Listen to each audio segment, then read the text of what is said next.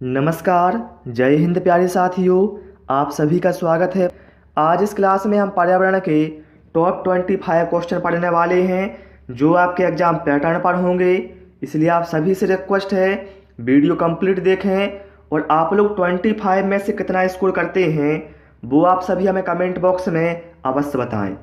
तो चलिए हम शुरू करते हैं प्रश्न क्रमांक 1 से। यहाँ पर कहा गया है पत्तियों द्वारा बनाया गया भोजन पौधों में किस रूप में संचित होता है। जो पौधे की पत्तियाँ भोजन बनाती हैं वह बताना है पौधे में किस रूप में संचित होता है। ऑप्शन है ग्लूकोज के रूप में, सरल शर्करा के रूप में, ग्लूकोज अथवा सरल शर्करा के रूप में या फिर हरे वर्णक के रूप में। तो साथियों, पत्तियों द्वारा बनाया गया भोजन पौधों में ग्लूकोज अथवा सरल शर्करा के रूप में संचित होता है। यहाँ पर राइट आंसर हमारा ऑप्शन सी के साथ जाएगा। प्रश्न क्रमांक 2 पर आते हैं। वैज्ञानिकों की निम्न टीमों में किसने सर्वप्रथम अंटार्कटिका के ऊपर ओजोन छिद्र का पता लगाया। रूसी टीम ने, भारतीय टीम ने, अमेरिकन टीम ने या फिर ब्रिटिश टीम ने। तो ध्यान रखना आप लोग, सर्वप्रथम ब्रिटिश दल ने वर्ष 1985 में टोटल ओजोन मैपिंग स्पेक्ट्रोमीटर की सहायता से अंटार्कटिका के ऊपर ओजोन छिद्र का पता लगाया था। यहाँ पर राइट आंसर हमारा ऑप्शन डी के साथ जाएगा। ठीक है, चलिए भाई प्रश्न क्रमांक 3 पर आते हैं। कान्हा राष्ट्रीय उद्यान किसके लिए प्रसिद्ध है। ऑप्शन है शेरों के लिए, गाय के लिए, हाथियों के लिए या फिर बाघों के लिए। तो जो कान्हा राष्ट्रीय उद्यान है ये है कहाँ पर। तो भैया यह मध्य प्रदेश में है। मध्य प्रदेश में कहाँ पर है तो मंडला में है। ठीक है, यह प्रसिद्ध है बाघों के लिए। यहाँ पर राइट आंसर हमारा ऑप्शन डी के साथ जाएगा। इसके साथ ध्यान रखना, मध्य प्रदेश का सबसे बड़ा राष्ट्रीय उद्यान कान्हा किसली राष्ट्रीय उद्यान है, ये भी आप ध्यान रखना।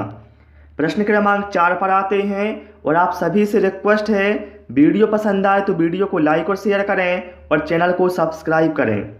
कहा है निम्नलिखित कथनों में से कौन सा कथन सही नहीं है। बताना इन 4 कथनों में से कौन सा कथन सही नहीं है। शाकाहारी जंतु पौधों और जंतु दोनों को खाते हैं। सर्वाहारी जंतु पौधों और जंतु दोनों को खाते हैं, बिल्कुल सही बात है। तो शाकाहारी जंतु केवल पौधों को ही खाते हैं, बिल्कुल सही है भैया। मांसाहारी जंतु केवल जंतुओं को ही खाते हैं, ये भी सही है। ठीक है, मांसाहारी जंतु केवल क्या है, जंतुओं को ही खाएंगे। ऑप्शन डी में क्या है, जंतु अपने भोजन के लिए सिर्फ पौधों पर ही निर्भर रहते हैं। तो ये जो कथन है वो गलत है। क्यों? क्योंकि भैया जंतु शाकाहारी भी होते हैं और मांसाहारी भी होते हैं। तो हम ये नहीं कह सकते कि जंतु केवल पौधों के लिए खाते हैं, बल्कि जंतु पौधों को भी खाते हैं और जीव जंतुओं को भी खाते हैं। ठीक है, तो ये कथन क्या है, गलत है। तो यही अपना राइट आंसर हो जाएगा। प्रश्न क्रमांक 5 पर आते हैं। चावल को पॉलिश करने पर कौन सा विटामिन नष्ट हो जाता है। एस्कॉर्बिक अम्ल, एस्कोर्बिक अम्ल, कैल्सीफेरॉल या फिर थायमिन। तो देखिए चावल को पॉलिश करने पर कौन सा विटामिन नष्ट होता है, थायमिन। ठीक है, ऑप्शन डी यहाँ पर हमारा राइट आंसर होगा। देखिए चावल को पॉलिश करने पर विटामिन B1 नष्ट होता है और विटामिन B1 का रासायनिक नाम क्या है, थायमिन होता है। इसलिए यहाँ पर राइट आंसर हमारा ऑप्शन डी के साथ जाएगा। प्रश्न क्रमांक 6 पर आते हैं। देखते हैं क्या कहा गया है। कहा है हमारे शरीर के द्वारा किन विटामिनों का संश्लेषण होता है। Vitamin D, vitamin K, vitamin A, vitamin C, vitamin B, vitamin C या फिर उपरोक्त में से किसी का नहीं। तो देखिए भाई, हमारे शरीर के द्वारा विटामिन डी और विटामिन के का संश्लेषण होता है। इसलिए यहाँ पर राइट आंसर हमारा ऑप्शन ए के साथ जाएगा। आप लोग हमें कमेंट करके बताएं कि विटामिन डी और विटामिन के का रासायनिक नाम क्या होता है। प्रश्न क्रमांक 7 पर आते हैं। भारत के कौन से भाग में केसर उगाया जाता है। जम्मू और कश्मीर क्षेत्र, नीलगिरी पहाड़ियाँ, दार्जिलिंग जिला, या फिर मध्य प्रदेश? तो देखिए भारत का जो जम्मू और कश्मीर वाला क्षेत्र है यहाँ पर केसर उगाया जाता है। यहाँ पर राइट आंसर हमारा ऑप्शन ए के साथ जाएगा। ठीक है, प्रश्न क्रमांक 8 पर आते हैं। मूल रोम का मुख्य कार्य पादप में क्या होता है? पादप का मतलब होता है पौधा। बताना है मूल रोम का जो मुख्य कार्य है पौधे में क्या होता है। जड़ों को मृदा में उपस्थित सूक्ष्म जीवों से बचाने के लिए, बड़े मृदा कणों से नई जड़ों को खराब होने से बचाने के लिए, जड़ों से जल व खनिज लवण को अवशोषित करने के लिए, या फिर जड़ों से मृदा के कणों को बांधे रखना, पादप को एक स्थान पर खड़ा रहने के लिए। तो देखिए मूल रोम का जो मुख्य कार्य होता है वह होता है जड़ों से जल व खनिज लवण को अवशोषित करना। यहाँ पर राइट आंसर हमारा ऑप्शन सी के साथ जाएगा। ठीक है, चलिए भाई प्रश्न क्रमांक 9 पर आते हैं। कहा गया है निम्न में से कौन समुद्र में प्रचुर मात्रा में उपस्थित होता है तथा उसकी कमी से मानव में रोग भी होते हैं? विटामिन ए, फ्लोरीन, लोहा या फिर आयोडीन? देखिए समुद्र में कौन सा उपस्थित होता है प्रचुर मात्रा में? तो भैया वो होता है आयोडीन। ठीक है, और आयोडीन की कमी से क्या है? आयोडीन की कमी से घेंगा रोग होता है, ये भी आप ध्यान रखना। ठीक है, चलिए भाई प्रश्न क्रमांक 10 पर आते हैं। निम्नलिखित में से कौन उभयचर है? हाथी, दरियाई घोड़ा, मगरमच्छ या फिर व्हेल? देखिए उभयचर क्या होते हैं? जो जल व स्थल में दोनों में जीवित रह सकते हैं। जैसे भैया हाथी जल के अंदर नहीं रह सकता तो भैया उभयचर नहीं कहलाएगा। दरियाई घोड़ा पानी में रहेगा। मगरमच्छ, देखिए मगरमच्छ ऐसा है जो जल और स्थल दोनों में रह सकता है जीवित, इसलिए यहाँ पर राइट आंसर हमारा ऑप्शन सी के साथ जाएगा। मगरमच्छ एक उभयचर जीव है। ठीक है, प्रश्न क्रमांक 11 पर आते हैं। क्या कहा गया है? जल के संबंध में कौन सा कथन असत्य है? बताना है 4 कथनों में से कौन सा कथन जल के संबंध में असत्य है। स्थलीय जीवों को जीवित रहने के लिए शुद्ध जल चाहिए, ये तो भैया बिल्कुल सही है। प्रकाश संश्लेषण की प्रक्रिया में जल आवश्यक होता है, बिल्कुल भैया सही बात है। जल असंख्य पादपों का आवास स्थल है, बिल्कुल। जल में क्या है? बहुत सारे पादप मतलब पौधे होते हैं, ये उनका आवास स्थल है, सही है। जल धरती की नमी को अवशोषित करता है, ये जो कथन है ये गलत है, क्योंकि जल भैया धरती की नमी को अवशोषित नहीं करता है, बल्कि ये तो क्या है? नमी बनाए रखता है। ठीक है, तो यहाँ पर राइट आंसर हमारा ऑप्शन डी के साथ जाएगा। ये कथन कैसा है? असत्य है। प्रश्न क्रमांक 12 पर आते हैं। सूखा रोग निम्न में से किसकी कमी से होने वाला प्रमुख रोग है? कार्बोहाइड्रेट और प्रोटीन, कार्बोहाइड्रेट और वसा, वसा और प्रोटीन, या फिर विटामिन और प्रोटीन? तो देखिए साथियों जो सूखा रोग है यह किसकी कमी से होता है? कार्बोहाइड्रेट और प्रोटीन की कमी से। यहाँ पर राइट आंसर हमारा ऑप्शन ए के साथ जाएगा। ठीक है, चलिए भाई प्रश्न क्रमांक 13 पर आते हैं। वृक्षों के तने या शाखाओं में से निकली हुई विशेष जड़ें किस नाम से जानी जाती हैं? आप लोगों ने देखा होगा वृक्षों के तनों या शाखाओं से आपको इस तरह से जड़ें निकली हुई दिखाई देती हैं। बताना है उन जड़ों को किस नाम से जाना जाता है। ऑप्शन है मूसला जड़, झकड़ा जड़, अवस्तंभ जड़ या फिर श्वसन जड़। तो भाई मेरे उन्हें कहा जाता है अवस्तंभ जड़। यहाँ पर राइट आंसर हमारा ऑप्शन सी के साथ जाएगा। और आप सभी लोग सारे प्रश्नों के आंसर जरूर कमेंट करते जाएं या कॉपी में नोट करते जाएं और देखें आपकी तैयारी कैसी है। कहा है परिवार से क्या आशय है? परिवार एक संस्था है, इसमें बालक का जन्म होता है, इसमें बालक का विकास होता है। बताना है इनमें से कौन से कथन सही हैं। जो ये 3 कथन दिए गए हैं, परिवार एक संस्था है, इसमें बालक का जन्म होता है, इसमें बालक का विकास होता है, बताइए आप इनमें से कौन कौन से कथन सही हैं। तो भैया ये बिल्कुल सही बात है, परिवार एक संस्था भी है, बालक का इसमें जन्म होता है और बालक का विकास होता है। मतलब सारे कथन सही हैं, तो यहाँ पर हम ऑप्शन डी देंगे सही आंसर, ए सभी। प्रश्न क्रमांक 15 पर आते हैं। निम्न में से कौन सा कथन सत्य है? बताना है 4 कथनों में से कौन सा कथन सत्य है। सभी परिवारों के नियम एक जैसे होते हैं। भैया देखिए, सभी परिवारों के नियम एक जैसे होते हैं क्या? नहीं होते। हर परिवार के नियम अलग अलग होते हैं। ठीक है, कथन कैसा है? असत्य। फिर क्या है? बच्चा स्कूल से सब कुछ सीखता है। नहीं, बच्चा स्कूल से सब कुछ नहीं सीखता। एक परिवार के सदस्यों की संख्या कभी घट बढ़ नहीं सकती। नहीं भैया, परिवार की संख्या है, सदस्यों की वो घट बढ़ सकती है। ये कथन भी क्या है? असत्य है। माँ बाप से बच्चों के गुणों के स्थानांतरण को ही आनुवांशिकता कहते हैं। ये बिल्कुल सही है, ऑप्शन बी। ठीक है, प्रश्न क्रमांक 16 पर आते हैं। भारत में धारणीय विकास के दृष्टिकोण से विद्युत उत्पादन का सबसे अच्छा स्रोत कौन सा है?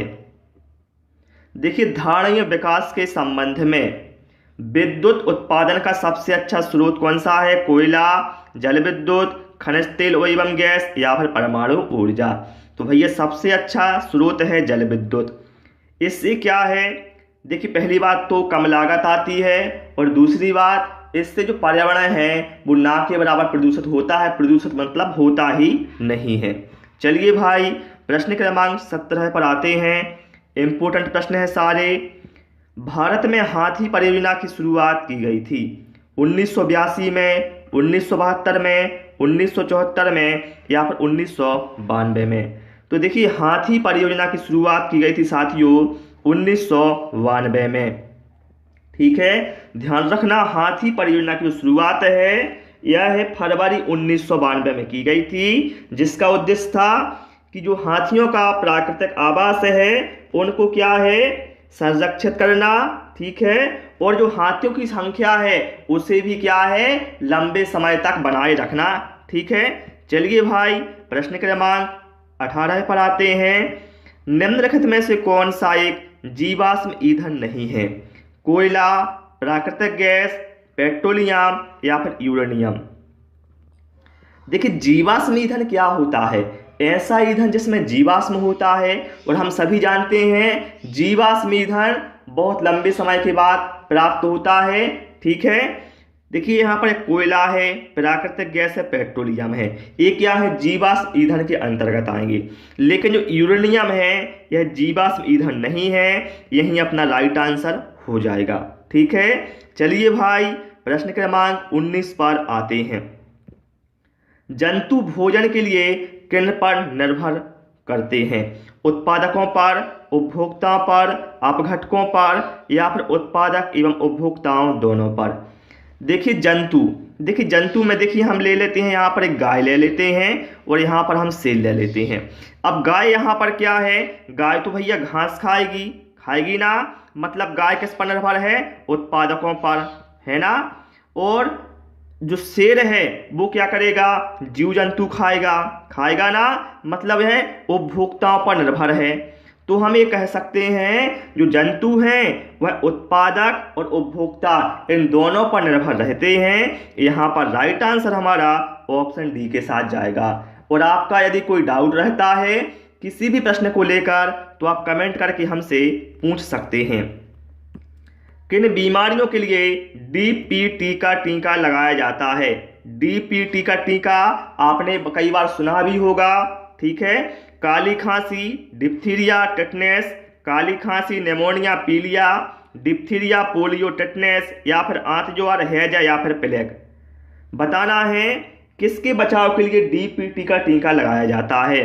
तो ध्यान रखना, काली खांसी, डिप्थीरिया और टेटनेस से बचाव के लिए डीपीटी का टीका लगाया जाता है। यहां पर राइट आंसर हमारा ऑप्शन ए के साथ जाएगा। प्रश्न क्रमांक 21 पर आते हैं। वे जीव जो बाहरी लक्षणों से एक समान दिखाई देते हैं उन्हें क्या कहा जाता है? फिनोकोपिस, एनालॉग, फेनोटाइप या फिर होमोलोगस। तो देखिए, वह जीव जो बाहरी लक्षणों से एक समान दिखाई देते हैं उन्हें कहा जाता है भाई फोनोटाइप। ठीक है, ऑप्शन सी यहाँ पर करेक्ट आंसर हो जाएगा। वह इसके साथ ध्यान रखना, जो आंतरिक रूप से एक समान दिखाई देते हैं उन्हें कहा जाता है जीनोटाइप। ठीक है, चलिए भाई प्रश्न क्रमांक 12 पर आते हैं। क्या कहा गया है? यहाँ पर कहा गया है निम्न में से किसे पेंसिल लेड भी कहा जाता है? बताना यहाँ पर करेक्ट आंसर क्या होगा। चारकोल, ग्रेफाइट, मैग्नीज डाइऑक्साइड या फिर लैंप ब्लैक। तो देखिए हम सभी जानते हैं कि ग्रेफाइट से पेंसिल की लेड बनाई जाती है, इसलिए हम कह सकते हैं ठीक है ग्रेफाइट को पेंसिल लेड भी कहा जाता है। यहाँ पर राइट आंसर हमारा ऑप्शन बी के साथ जाएगा। चलिए भाई इसके बाद आते हैं प्रश्न क्रमांक 23 पर।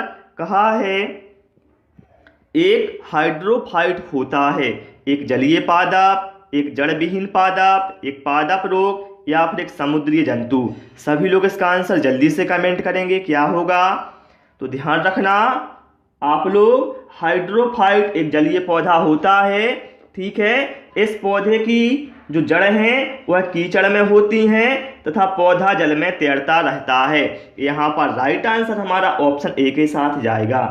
प्रश्न क्रमांक 24 पर आते हैं। ए बी रक्त समूह वाले व्यक्ति को सर्वग्राही कहा जाता है, क्योंकि देखिए हम सभी जानते हैं जो ए बी रक्त समूह होता है इसको कहा जाता है सर्वग्राही, मतलब है सभी से रक्त ले सकता है। और ओ को कहा जाता है सर्वदाता, मतलब है किसी को रक्त भी दे सकता है। तो ए बी को भैया सर्वग्राही क्यों कहा जाता है? कुछ ना कुछ रीजन तो होगा। ऑप्शन है उसमें एंटीबॉडीज अनुपस्थित होती है, एंटीजन की कमी होती है, एंटीजन और एंटीबॉडी दोनों अनुपस्थित होते हैं, या फिर उसमें एंटीबॉडी उपस्थित होती है। तो देखिए भैया जो ए बी रक्त समूह वाला व्यक्ति होता है उसमें क्या है, जो एंटीबॉडीज है वह अनुपस्थित रहती है, इसलिए वह किसी भी रक्त समूह का रक्त ले सकता है। इसलिए यहाँ पर राइट आंसर हमारा ऑप्शन ए के साथ जाएगा। प्रश्न क्रमांक 25 पर आते हैं, जो कि हमारा लास्ट क्वेश्चन है। और आप सभी लोग इसके बाद कमेंट करेंगे आपने 25 में से कितना स्कोर किया है। निम्न में से वह कौन सा मसाला है जो पुष्पकली से प्राप्त किया जाता है? लौंग, धनिया, जीरा या फिर जायफल। तो देखिए पुष्पकली से क्या प्राप्त होता है मेरे भाई? लौंग प्राप्त होता है। राइट आंसर यहाँ पर हमारा ऑप्शन ए के साथ जाएगा। ठीक है, तो प्यारे साथियों इस क्लास में इतना ही। क्लास कैसी लगी आपको? कोई सुझाव है तो वो भी कमेंट करें। कितना स्कोर किया है वो आप कमेंट करके जरूर बताएं 25 में से। और क्लास पसंद आई हो सभी से रिक्वेस्ट है वीडियो को लाइक करें, दोस्तों के साथ शेयर करें और नए वीडियो पाने के लिए चैनल को सब्सक्राइब करें। Thanks for watching this video.